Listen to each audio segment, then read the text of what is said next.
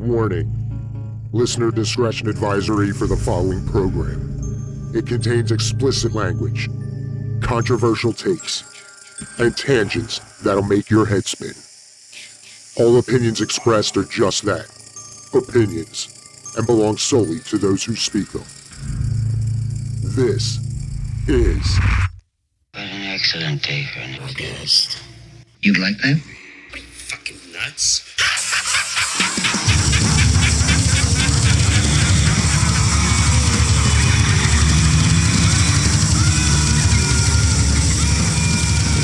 Get that damn screwdriver out of the hair! You listen, you little bitch. You hang up on me again, I'll gut you like a fish, understand? I want you to pray to your God. I want you to pray that he comes and saves you. Do I look like someone who cares what God thinks? Spoilers ahead. Welcome to another episode of What an Excellent Day for a Podcast. Before we get started, as always, make sure you're subscribed to this show and share it with everyone you know. And for those of you already subscribed, we continue to appreciate you. And don't forget, whatever platform you're listening on, be sure to give us a rating and review, letting the whole world know why they should be listening to your favorite horror nerds. And now that that's out of the way, let's get on with tonight's review. So for a little while now, I've been wanting to talk about a movie that's, on the newer side, something that still, I guess, being early enough in the year, get something that's pretty fresh, from this year. So I ended up watching something that is so fresh. I mean, we're talking right off the grill, or air fryer, whatever your taste is. And I'm talking about the new Lauren Lavera movie, Twisted. Written by Jonathan Bernstein and James Greer, and directed by Darren Lynn Bousman. Which, if you've been a horror fan for even 20 years now, you know who this guy is. For those of you who've listened to the Funny Games episode, I'm not going to go as hard on details on this one just because it is so new, although I would recommend that if you plan to listen to this and have any interest in the movie, you should go and watch it. But just because I'm going slightly less detailed, still going to spoil the shit out of this, because that's what we do. So this movie opens up to like a mid-shot coming from behind a woman who is speaking to a gentleman who is, I don't know, I'm guessing like maybe mid-30s. You can only hear her voice, but obviously it's a very British woman by the name of Emma Woodhouse. Turns out Emma is a real estate agent, and she has this rental property that she's showing to this man. And she's definitely walking that line of keeping it professional, but being blatantly flirty about it. So she's going on about the details of the house, and then eventually we get a shot of her face. And yes, ladies and gentlemen, we are introduced to Lauren Lavera, rocking a pretty kick-ass accent. Or at least it sounded good to me. Now, they're going back and forth with a little bit of light negotiating, and of course she hits him with the typical salesman move of, well, I have about 45 other interested buyers, so I could hold them off maybe until tonight. And he's like, nope, don't need to think about it. I'll take it. And I think we find out in a few minutes from now that he's going to rent the place for about 6 months. Pulls out his phone, immediately transfers the money, and then after all that's said and done is like, well, hey, maybe we could hang out tonight. She's like, say no more. Meet me back here at 8 o'clock, and I'll let you pick the wine. So, of course, he's losing his shit and is like, absolutely, see you at 8. We then cut to 8 o'clock. There's a knock at the door. A gentleman opens the door, and there's our renter there with a bottle of wine. Hey, I'm here to see Emma. And the guy at the door's like, I don't know who the fuck you're talking about. This is my house. There's no Emma that lives here. And after about a minute of back and forth, he comes to the conclusion that Miss Emma Woodhouse has scammed him. Boom, title card. Now we cut to a scene inside a club. And of course it drew me in because it's a very colorful club. And you see this blonde woman standing there, and here comes Ms. Woodhouse, in plain English, starts dropping a little literary knowledge. It was the best of times. It was the worst of times. And goes on and on and on. Here it turns out that this blonde, which we later find out goes by Smith, is her lover and partner in scamming. And you get a little bit of light exposition that the two of them, this is their thing. They'll find these rental properties, get their foot in the door just enough to go and rent it out to other people and take the money and run, while the renters have to deal with the actual owners of the place. Pretty cool idea. Wish I would have thought about it when I was, young and optimistic. So now they're getting a little hot and heavy at the club. They end up in the pool outside the club. I'm guessing it was outside the club, or maybe, I don't know. The editing in this, you could tell this was a Darren movie. You definitely get some of those like early to mid Saw movie type edits where you see an action going on, and instead of cutting to the next scene, they kind of like meld it together. It is one of the things that he does in his movies that I get a kick out of. So you see him in the club, she pushes Emma, or whatever her name is, and then she falls into a pool. So now they're giggling, having fun. They're even joking about, how much do you think we could get to rent this pool out? Not even the property, just the pool. And they're just kind of mocking how stupid people are, and they're not wrong. So now they're both kind of making out in the pool a little bit, and Smith says to Lauren's character, "I love you." And we get a little ghost throwback here. Her response is, "Same." And of course it gets pushed a little bit. She's like, "Why can't you say it?" She's like, "What? I'm saying same." So hint, hint, this may or may not be coming back into play. So now we go into the following morning, and they're looking up, I guess, listings online, and they decide to make a bet that each one of them is going to pick the other's next mark. And the winner gets, no matter how close or how far, where they go after this. Fast forward a little to them picking out each other's mark, and Lauren picks out Smith's mark, and she's just kind of describing it. She's going through like all the details of this property, and I guess did a little bit of research into the owner, and hits her with, basically it's every possible obstacle you could have in trying to rent out a property. Oh, and I guess it would have made sense to mention this part of the bet, that the winner is determined by who closes their deal first. So Smith turns around and gives her presented mark, which is a brownstone it's one of the 5 boroughs. I think she said the Bronx. Maybe I should have written that part down. But it's a brownstone in New York. They do a little bit of research to find out that it is owned by this neurosurgeon, Dr. Kezian. So Lauren picks herself out a nice wig. And yes, when they're doing these cons, they go like full cosplay with it. They put on wigs, they mess around with different accents, obviously dress according to whatever type of character they're trying to play. And it's a fun little thing that they throw in there. So she finds her get up, she makes an appointment to go meet up with Dr. Kezian to see the property, going a little bit back and forth, and he's explaining how they notice an oil painting of this woman, and of course, oh my God, she's so beautiful, and oh, that's my wife, and pretty textbook of, oh, she's not here. They make just enough of a point of it that may or may not come into play a little later.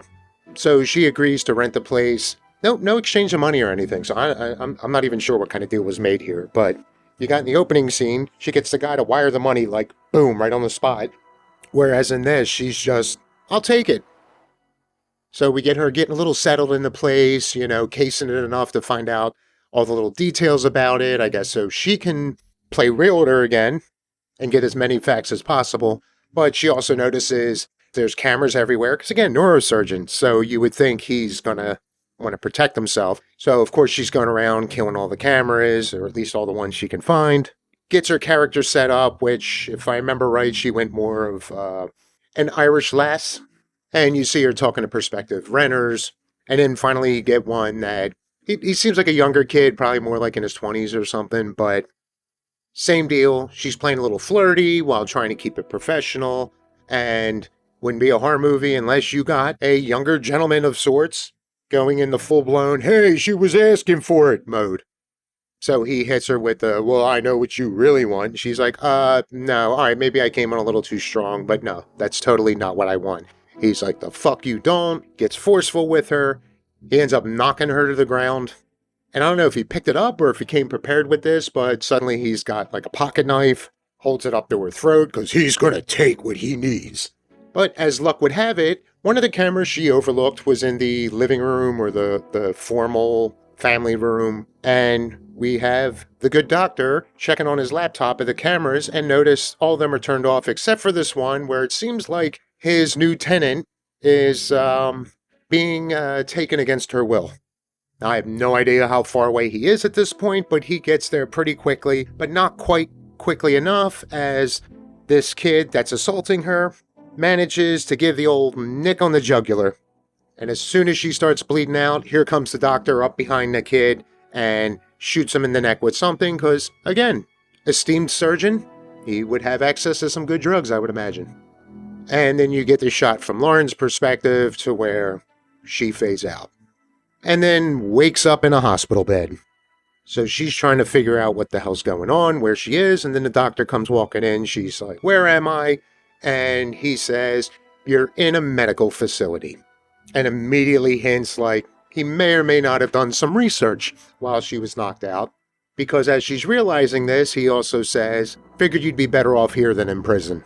So he goes on to spill the tea, which, are the kids still using that one? That he has learned everything about her, learned about her aliases, how they're all connected to some kind of novel or characters in a novel. Apparently figured out what her real name is, her family, her history, all this stuff, and knows that she's a fucking con artist. So obviously she's a little freaked out by it. And he's like, "You know what? You're a very smart woman. You really should use your brains for good." Which I admire that. In a sense, she kind of, well, maybe not quite fucked him over yet, but she was on her way to doing that. So he could have ruined her life, but just said, "Hey, I saved you. The least you can do is do the world a solid and, again, use your powers for good." So again, rest up, he walks out. Then we follow him as he goes back to the house to clean up the scene. I don't think they showed what he did with the guy's body, but we do see him have the guy's car towed. So again, he's almost an uncomfortably good cleaner for situations like this. We go back to Lauren, and she manages to get out of bed, only to find out that, again, a little bit of a Saul feel there, that she is not in a hospital. She is technically in a medical facility, but it's a hospital bed set up in this guy's basement. Also realizes she has a collar on to where she's chained to the room. Of course, leading to a bit of a freak out. So she's asking, "What the fuck are you going to do with me?" And he's like, "Hey, I don't know. The way you are right now, it just feels like you're a danger. And I want to help you change your ways." Which I guess is kind of noble or something. A little extreme, though. Don't know if I necessarily agree with his methods, but it seems like he means well. Now, while all this is going on, we kind of go back to Smith once in a while. And I would say this is probably the most blatant time. Like, they would keep cutting to her, and she'd be, like, texting, like, "Hey, where are you? I'm getting really close to closing my deal. What's your status?" And obviously, she's not getting any responses back. But after this last conversation, they show she's in a bar, which apparently they like to hang out before, during, and after their jobs. But she's hanging out in this bar. Of course, a guy comes up, "Hey, can I buy you a drink?" And she's like, no, I'm expecting somebody." And he does a pretty good job of just, "You know what, cut my losses," and walks back to his seat. So she's texting, "Hey, where are you? I closed my deal. I win." And finally, she gets a response back. Of course she did. Or, I didn't write down what her actual response was, but it's like, "Yep, you won. Sure looks like that." And then Smith says, "Hey, I'm waiting for you and all this, but, move your ass. I love you." And she gets a response, "I love you too." And you see that light go off in Smith's eyes, like, okay, she's in trouble. So she walks over to the guy that was hitting on her and just, "Hey, I need you to come with me. I need you to help me out with something." Now we cut back to the dungeon, basement, medical facility, whatever you want to call it. It's all the above. And you see a large bouncer type looking fella and just has this real spaced out look in his eyes. And apparently he's the good doctor's assistant. So he comes, gets our protagonist, and she's immediately trying to reason with him. "Who are you? What are you doing to me? What's the end game here? What's this guy trying to do?" And he's just kind of like zoned off into space, almost as if he's just like a robot. And he's just doing what he has to do. In the meantime, not communicating or anything. So she picks up on it and is like, "I see what you're doing here." I was waiting for her to say, "Oh, I've seen Silence of the Lambs." He's keeping quiet, obviously, because he's objectifying her. He doesn't want to see her as a human. Therefore, he can continue doing what he needs to do to help his boss. So when she explains that she figured him out, she goes on to say, fuck you, I'm not giving you that satisfaction. And this is where she explains, my name is Paloma Joya. Kind of like that name, but I don't know, felt a little out of place, but hey, whatever. And she goes on to bark off all of her family members' names. This is my mom's name, my dad's name, and she gets as personal as she can to beat into this guy's head, hey, I'm a human being with a family, with feelings, and he's not even flinching. And she's like, all right, now your turn. What's your name? Not a peep. She's like, you know what? You look like a Lenny. I'm going to call you Lenny. And continues to do this for the rest of the movie. So, hey, Lenny, tell me your story. Nothing. So eventually the doctor comes back and Paloma starts taunting him with, what the fuck's his deal? What's he doing? Wait, you're a neurosurgeon. What did you do to this guy? What is he, a fucking zombie? What's going on? And he just said, no, quite the contrary. He was a nurse at, I guess, the hospital he worked at, said one of the best, greatest guy ever. And one night he got hit by a drunk driver. And I saved him. He was on the trajectory to spend the rest of his days, what few there were, in a coma. He's like, I fixed that. And she's like, what, like a fucking pet? Like, what good is he if he's still alive? He's biologically alive, but he's far from living. And Kezian is insisting, like, this guy was as good as dead, and I saved him. Like, what don't you see about this? So now we cut back to Smith and this guy from the bar, which, I don't know, there were a few guys in the mix. I don't remember this one's name, but the two of them are out in front of the doctor's property. And this is where she explains to the guy, hey, my friend Molly's in here.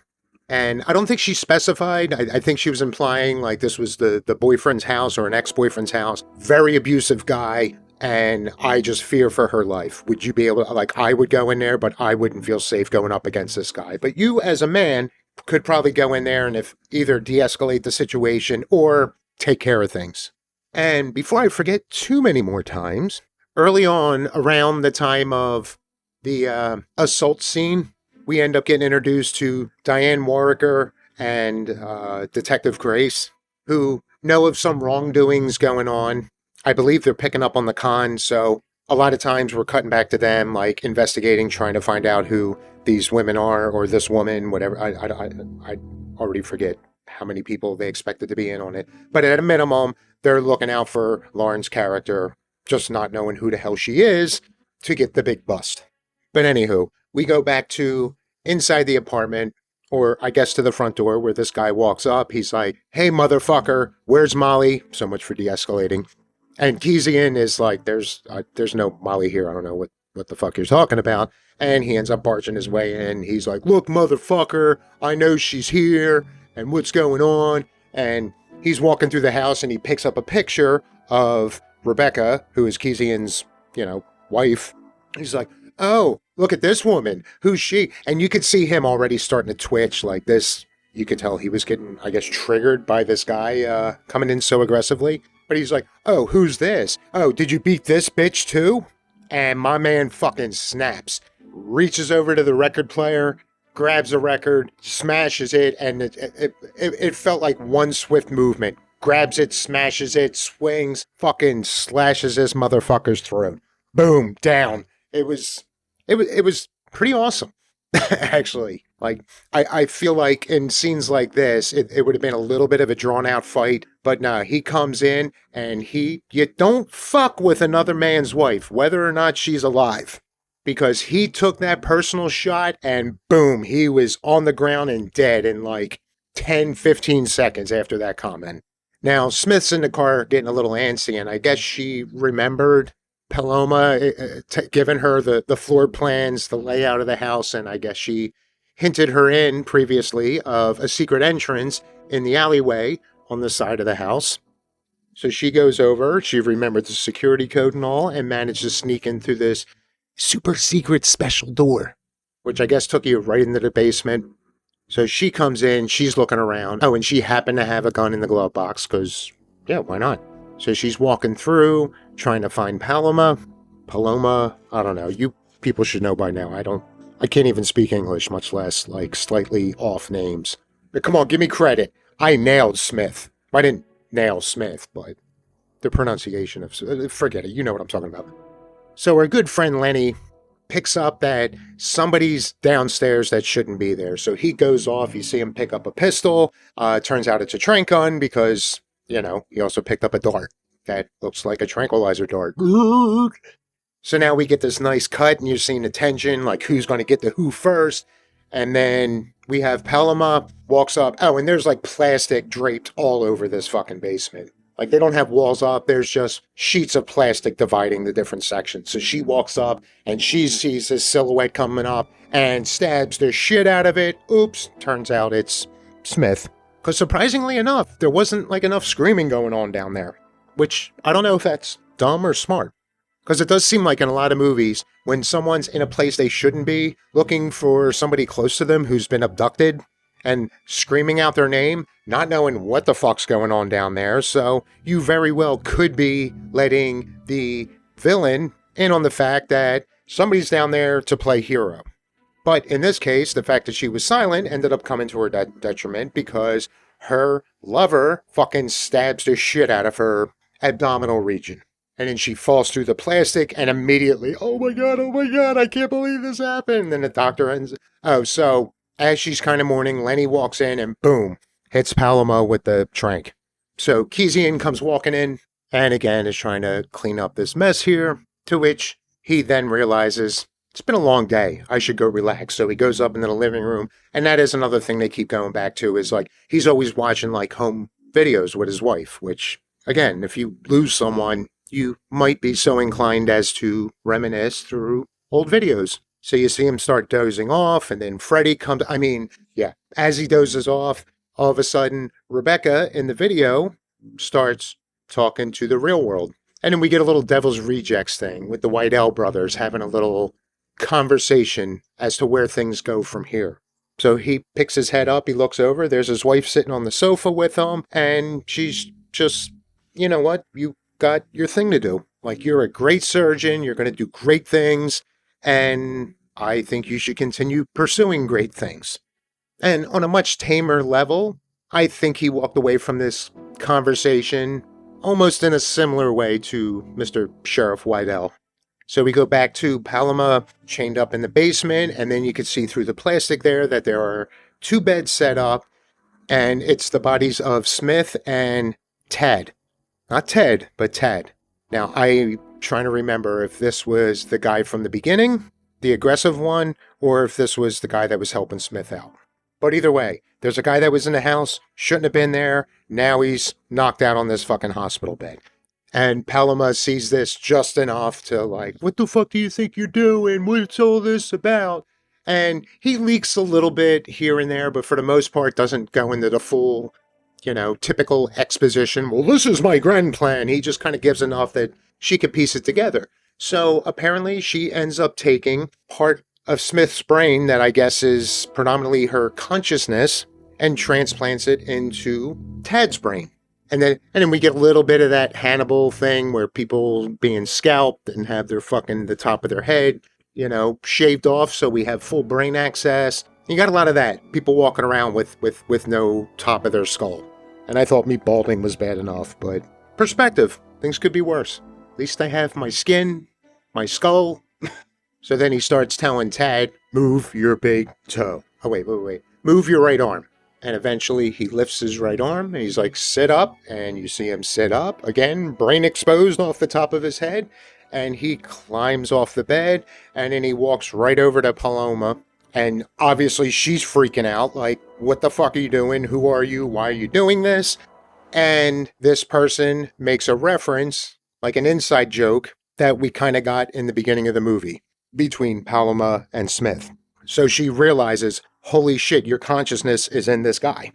And doesn't even fucking hesitate. Finally takes the opportunity and goes on this like 30-second, bitch, I fucking love you. I love you more than anything in the world. I have always loved you. I always will love you. And just finally got all that out of her system. To which the sort of Smith replies, same. So again, a nice, sweet, ghost-like reference. And then all of a sudden, Tad's body starts, wait, who the fuck are you, bitch? And apparently there's enough of his consciousness in there that he starts freaking out to the point where I guess he couldn't take it enough. Maybe he was realizing that he's not himself or something's fucked up. And he dips his head down and runs right into the fucking brick wall. Boom, dunsies. And while all this is going on, we still get cuts back occasionally to our detectives who are slowly trying to piece things together. They at least picked up on enough that they realize all these aliases are characters from novels, so they're kind of narrowing down if there's certain novels that are being used in all this, but they figure out just enough to suspect going to this house. So now they show up, they go to question the doctor, and he's a little defensive, but they kept it calm enough that they even asked about this girl Molly. He's like, there ain't no fucking Molly here, there never was a Molly here, I don't know who the hell you're talking about, and starts bringing up all these other names, and he's just like, I have no fucking clue, I got fucking no dukes. So they leave, we go back into the basement, and now Lenny gets Paloma, takes her over to a chair, and, you know, it's been a couple days. She's due for a haircut. So, of course, he shaves her fucking bald. And the whole time he's doing this, again, she goes into this, like, psychologist mode of, you know what, I'm sure you're a really good guy. You're definitely a people pleaser, and a pretty good job at, like, pulling at the heartstrings there. Like, if there's any consciousness of Lenny in there, like she's pulling all the stops to like bring that out, and it's just, hey, you know what, we're in the same situation here, like neither one of us want to be here, we're both kind of trapped here, you know what, we could just get the fuck out of here, like if you were to help me, we could both escape from here and maybe even seek some justice. And again, no real reaction. He finishes shaving her head. She even made a joke because Lenny had his head shaved as well, and she's looking in, I don't know if it was an actual mirror or if they just caught the reflection. She's like, oh, look, we're like siblings. Ha ha ha. Hey, isn't that funny? Like, yeah, we're humans. We should totally get the fuck out of here. And as he's walking back to where she needs to be, bam, fucking gets his head blown off. And there's the doctor realizing there wasn't really any sign that he was going to turn on him, but I guess he didn't want to take his chances that she may have gotten through to him. So, boom, Lenny's gone. We'll never know what his real name was. So Kezian takes Paloma. I feel like I pronounced her name like 5 different ways already in this episode, but you know what I'm getting at. He takes her, he sets her up. Oh, he ends up, I think, giving her a shot, knocking her out, and throwing her in one of the hospital beds. You know, getting a little prepped. And she's laying there. I believe she's I don't know if she was strapped down or not, but she makes a point of mentioning, why can't I move my fucking body? Like, she can kind of sort of move her head a little bit, but for the most part, she can blink and she can talk. But apparently she's paralyzed from the neck down. What's going on? And like, seriously, you know this fucker's a surgeon. Apparently he's kind of a big deal of a surgeon. I think it's easy to put 2 and 2 together as to why you can't move your body. But, you know, when you're in a situation like that, you may not be thinking 100% clearly. Maybe she's making sure he didn't, you know, sever her spine or something, that it is just a medically induced paralysis. Now, another thing I forgot to mention was in the beginning of the movie, when you're first establishing the doctor here, he's talking to one of his colleagues at the hospital. And again, it didn't fully sink in. I think he might be one of the executives at the hospital, but at the very least, he's definitely a cheerleader for the doctor, knowing what an amazing surgeon he is. And there's something about a job offer in India. But he's kind of telling him, like, dude, you're destined for greatness, like, whatever you end up doing, but you do have a decision to make, and this guy's name's Bradshaw. And once our heroine, victim, whatever you want to call her, is prepared and on the table, doctor decides Bradshaw's going to want to see this shit, so he calls him up. He's like, hey, come on over. You need to see this shit. And he ends up coming right over, gets all scrubbed in, walks into the room, and he's like, dude, what the fuck are you doing? And he sees that not only is Paloma down in a bed, but there's another bed next to her with Rebecca's body. And Paloma asks, like, don't you need a live body to and I forget if he explained it or if she just pieced it together that he's going to do this transplant between her brain and Rebecca's brain. She's like, doesn't the body have to be alive? And he's like, I never said she died. I said that she was diseased, she was incurable, and from a certain point of view, she is kind of deadish, but he managed to keep her biologically alive. So now when Bradshaw comes in and sees this, again, and you think he's going to be there, rubbing his fingers together, all like, ooh, we're going to be famous. Oh, this is so brilliant. Now he's, again, immediately like, dude, what the fuck is wrong with you? You were put on this earth to do amazing things, and this shit ain't ethical. Like, dude, you're fucking playing God here. And you're not doing it for the greater good of the world, as you claim. Like, this is completely selfish. You're just trying to resurrect your sort of kind of dead wife, which in itself isn't a horrible thing, but basically you're looking to kill somebody in order to do this. And he ended up responding like, dude, I'm not playing God. I am fucking, like, God prays to me. And I liked how you could tell he's passionate about what he's doing, but it didn't seem like he went in that full on, like you get that complete psychotic or whatever you call it, that evil switch going off. He's doing this, but all the while, like, genuinely believing he's the good guy in this. Like, I can't 100% lose my wife, and I figured out a way to keep her going and make her healthy again. So Bradshaw's like, fuck this, I'm out, I don't want nothing to do with this. He walks out of the room, goes back out to his car. Doctor catches up to him, sits in the passenger seat. He's like, really, dude? Like, again, you've been on my side all this time. And he's like, nah, fuck you, man. This is, like, way different. So, of course, Kezian immediately stabs him to death with a fucking crucifix. And again, while all this is going on, we get cuts back to Warwicker and Crace as they basically put together just enough evidence that they can get their hands on a warrant and they could summon a SWAT team to come out to this house and do what they got to do. So they get the address. You see them all taken off. And again, you're kind of cutting in between all this going on. And then finally, Kezian has all obstacles out of the way. And again, we get these colorful shots again of the surgical area. So again, a little bit of an 80s stiffy there. And you get our detectives, like half the fucking police force, the SWAT team, everything. You see them barging in the front door. They come in. They're scouting the whole place. So we're cutting to them upstairs, guns drawn, trying to figure out who they got to take down, where everybody is. Cuts back to the surgery, and my man's putting on his good goggles so he can get a nice view of this fucking brain he's about to cut out.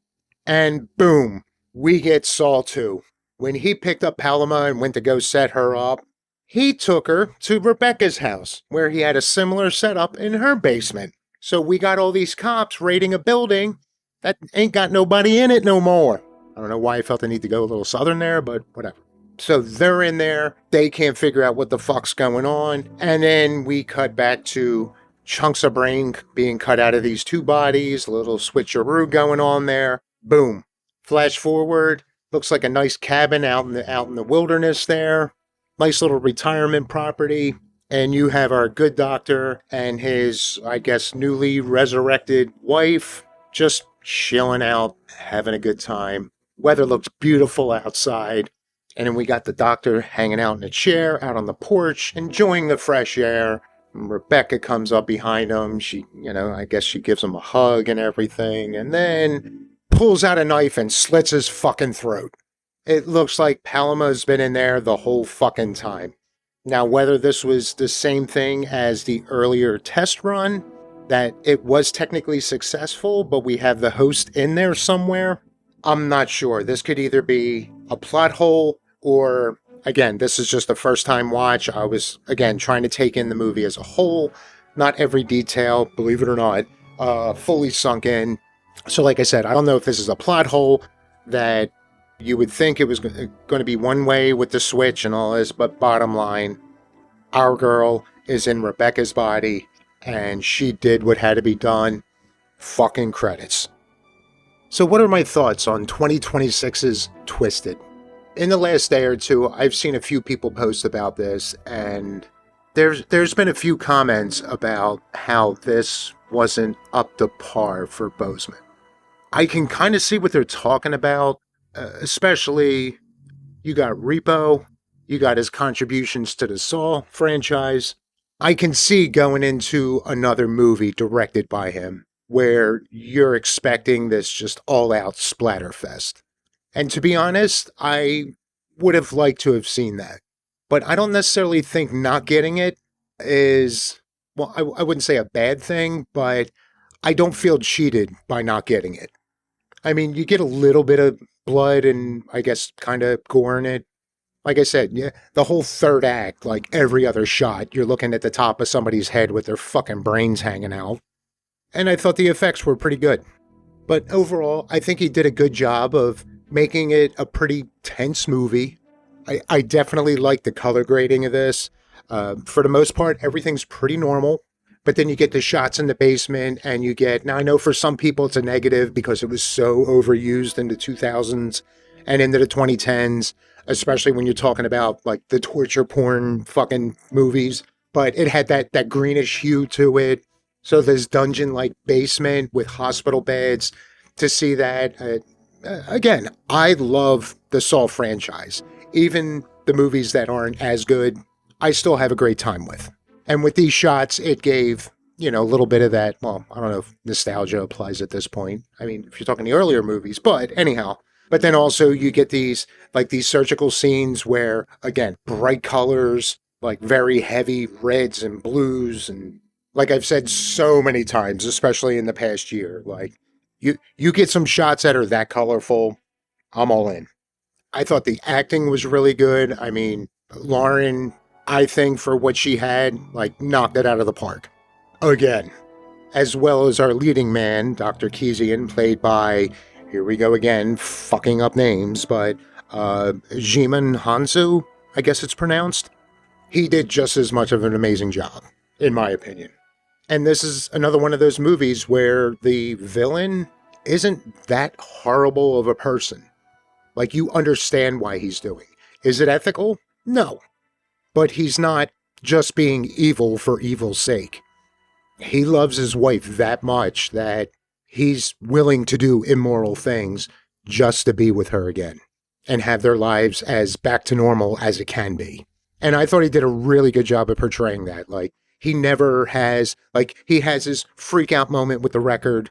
And there's a few other scenes where you kind of see the wheels turning, you see him a little fucked up. But as a whole, he's mostly composed, and he never has that full-on, like, "Mwah, I am going to execute my grand plan, and all will suffer because I am." Like, you don't get that. Like, he's tunnel-visioned on his mission, and he's only evil because he's so tunnel-visioned and doesn't see the bigger picture. He doesn't see what he's doing to fuck up other people's lives in order to accomplish this. So again, great job. And I thought it was a pretty decently well-written script. Obviously, in a lot of horror, I mean, the bar has definitely been raised quite a bit in the last, 5-ish years with really well-written scripts. But outside of these exceptions over the last however many years, you don't expect a horror movie to have this airtight writing. There's going to be dumb decisions made. Now, some movies go all in with that and make nothing but shitty decisions. Hello, Match! Eden Lake! But as a whole, I think everybody was relatively intelligent. Like, Kezian doesn't get as far as he does because of other people's stupid actions. Is everybody's decision like 100% like, oh, this is the most brilliant thing to do at this point? No. But it's rare you get that in a movie. But he had a plan. And even with the detectives, like, they figured everything out. Of course, as you're watching a movie, it's like, oh, you got to figure it out faster. But in the real world, how much does that happen? I think, I don't know how many days actually passed in the course of this, but I think they found out in a timely enough manner to make it pretty realistic. So overall, I enjoyed it. It kept my interest throughout. And they kept it at a pretty tight 90 minutes. I think it was like 92, 93 minutes, something like that. So they weren't trying to like push, because that seems to be a more common thing these days, where you get these horror movies that are pushing for the 2-hour runtime. And again, there are some that can pull that off. But if they tried that with this, it would have definitely brought my rating down quite a bit. So they kept it right around 90 minutes. Like I always say, could they have shaved a little bit off? Probably. But I don't think they overly stayed their welcome. They kind of hit the ground running, established what was going on in like the first 5 minutes, and you just get a pretty realistic progression of events. They didn't squeeze in too much padding with this one. So out of 10, I'm going to give it, let's say a 7. It was definitely good enough. I would recommend anybody to check it out. I know when Fetus came out, because obviously after Terrifier 2, myself and I know plenty of other people thought that Lauren did a great enough job in that they want to see where her career goes, what else she does. And with Fetus, obviously that's the main reason for watching it. It was a silly enough concept. I would have probably checked it out anyway, but Lauren's in it. Gotta fucking watch this. And overall, I don't regret watching it. I just thought, that could have been better. Who knows? Maybe sometime in the future there might be a review of that. But this, I thought, was a solid enough movie that I would recommend for others to see. And again, I thought she was amazing in it. Because she starts off as, I wouldn't say smug, but definitely a very overly confident con artist. And her transition into just being a complete mess by the end of the movie. Of course, she's really good at playing off, having complete breakdowns. But she also gets those tender moments. Like I said, she gets those kind of cocky moments. I mean, you definitely see the hubris flowing within her in the beginning. And then you also get a little bit of the seductive side of her. And I just thought every version of this character, she nailed it. And that's not to overlook the rest of the cast. I thought everybody did well and served their purpose within the story. Nobody came off, like I said, nobody came off dumb. Nobody, came off too comical. I mean, if somebody's being silly, that's one thing, but it wasn't, you didn't get that feel like, there's no way this person could be real. It was all played pretty straight. So yes, good times. So thank you everyone again for listening, especially those who made it to this point. And don't forget, give us a rating and review. Click on that link to Text the Nerds, send us a message. Let us know what else you want to hear about. Right now I'm in the works to have something, or at least in my mind, is a very special thing that I've wanted to do that does involve other people, and hopefully it all works out because I think it's going to be a great conversation. So be well, be safe, stay creepy, keep talking some damn horror. Toodles. Broadcast completed.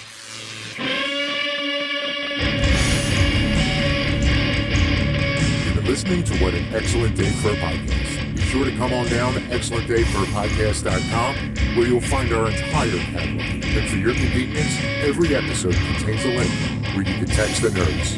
Want to throw some praise? Some critique? Perhaps you have a suggestion for a topic you'd like to see us tackle. But while you think about that, you can also check out the connections to all of our socials, including our YouTube channel. Give all them a visit. But don't forget to like, subscribe, and share with everybody you know. And for those feeling a little extra generous, there's also a button where you can support the show in other ways. Every bit of support helps. Well, that's it for this episode. And remember, stay creepy and keep talking some damn horror.